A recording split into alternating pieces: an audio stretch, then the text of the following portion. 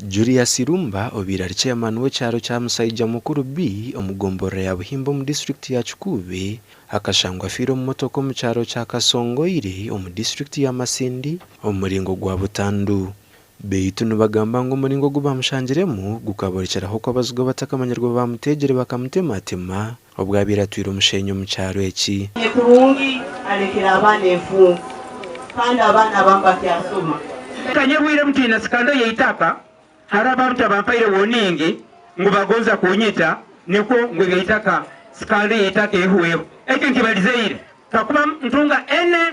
havo katumi mumanye yeitaka nini genda kunyita aitsirwe mwene waitu ababaire mu kikorobero kino mukama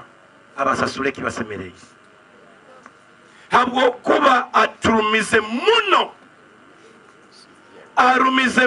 mutima gwaitu. Amran Tumusime ora RDC wa KIKUUBE ari kugambira ha mukoro gwo kuzika yagamba ngo batandikiraho kucondoza abantu abo batwire no bamagirira omu nshonga zitaka. Abantu ba KIKUUBE nkwenda kubagambira kimwe abaisire omusajja ontugenda batunga bona kandi mutasindika aboruganda kuja kwesengereza omwisi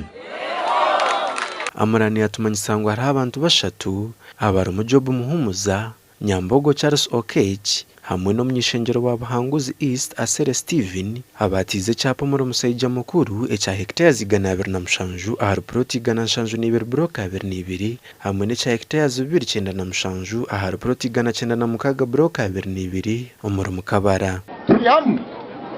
onale basera nkabaza nawe yangamba tena cyamanyire binu byona bakumwambiriza bakakoleza bakavotinga signature ye bavotinga endagano ye batekao ni namba aina kukola statement ya police nabibaza ngo nyuma yo kurira ngo byapa bibiri biri mu byaro byabo umugenzi n'abandi bakiza office yo kwetera nduru kandi afire bari mu ntebe kanisa zo kugeraho rukiko oboli member wa parliament nkuteka mu nkomo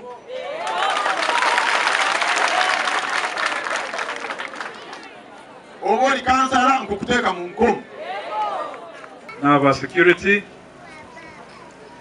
kuranti ikintu kino na muno na security ya Masindi tuyonge at the security level.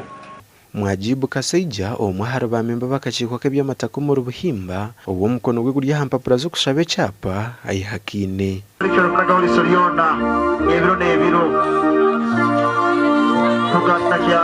abasayija bakolesa ibali yange kufojaringa ibali yange na signature yange hakite kintamanyire mbahire na jebero 14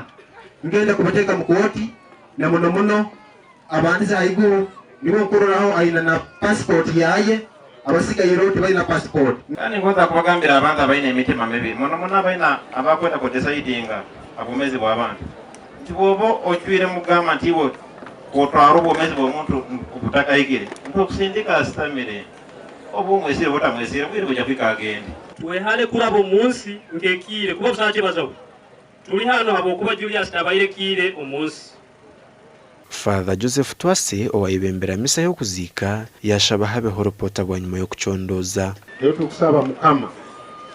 report zikoreke tutakanga kuseuliriza baito amazima gakoreke gazuki. Umugenzi Julius Irumba yafera ha myaka 4 y'obukuru kandi yasigabana 8 n'efakazi gashagwa Ambrose n'wagaba katoto andikireke ngoja kwani mbibasomera aragire